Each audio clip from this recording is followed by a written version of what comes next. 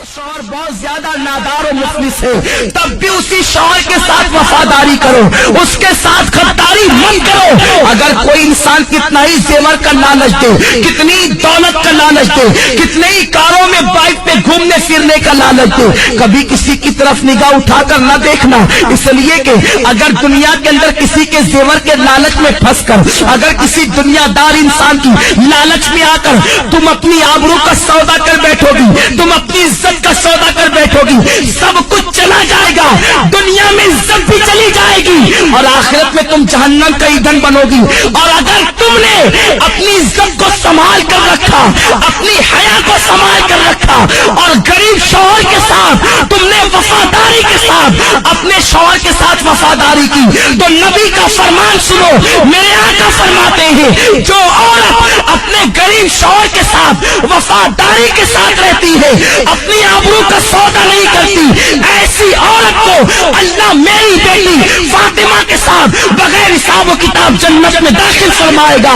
اب اگر تم بغیر حساب و کتاب جنت میں داخل ہونا چاہتی ہو سیدہ فاطمہ کے ساتھ، تو اپنی آبرو کا سودا نہ کرنا، کسی کے لالچ دینے میں نہ آنا۔ یہ زیور کیا حیثیت رکھتے ہیں، زیوروں کی کیا حیثیت ہے، سونے چاندی کی کیا حیثیت ہے، اچھے لباس کی کیا حیثیت ہے، کاروں کی کیا حیثیت ہے، دنیاوی سواریوں کی کیا حیثیت ہے۔ جب تمہاری موت آئے گی تو سن لو، بڑھاپے میں مرنا ضروری نہیں ہے، جوانی میں بھی تمہیں موت آ سکتی ہے۔ اللہ اکبر، جب تمہیں موت آئے گی، اگر تم نے اپنی حیا کو بیچ کر زیورات حاصل کیے ہوں گے، یہی زیورات تمہارے بدن سے نکال لیے جائیں گے۔ اچھے اچھے لباس تم نے جو جمع کیے ہوں گے، وہ لباس بھی تم سے چھین لیا جائے گا اور تمہیں کیا پہنایا جائے گا، سادہ سا سمپل سا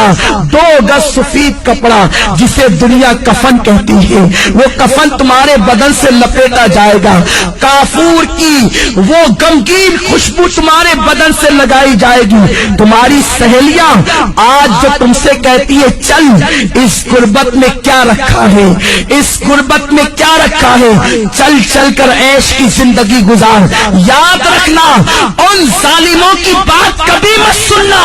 اے سیدہ فاطمہ کی کنیزاؤں، نبی نے اپنی بیٹی کا نکاح کسی کروڑ پتی کے ساتھ نہیں کیا تھا، نبی نے اپنی بیٹی کا نکاح ایسے علی کے ساتھ کیا تھا جس کے پاس گھر بھی رہنے کو موجود نہ تھا۔ حضرت علی کے میں سے میرے آقا کہتے ہیں علی میں فاطمہ کے ساتھ تمہارا نکاح کرنا چاہتا ہوں۔ علی ایسے تھے، اس وقت ان کے پاس مہر دینے کے لیے پیسے بھی نہ تھے، کپڑے پہنانے کے لیے پیسے بھی نہ تھے۔ عرض کرتے ہیں یا رسول اللہ، نہ مہر دینے کے پاس میرے پاس پیسے ہیں، نہ کپڑا خریدنے کے لیے میرے پاس پیسے ہیں۔ حضور فرماتے ہیں میری زیرہ لے کر کے جاؤ، اسے بازار میں بیچ دو اور کپڑے خرید کر کے لاؤ اور فاطمہ کا مہر ادا کرو۔ میں پوچھنا چاہتا ہوں، نبی چاہتے تو اپنی بیٹی کا نکاح کسی دولت مند کے ساتھ کر دیتے۔ بڑے بڑے دولت مند میرے سرکار کی بیٹی کا ہاتھ مانگنے کے لیے آئے تھے، مگر نبی جانتے تھے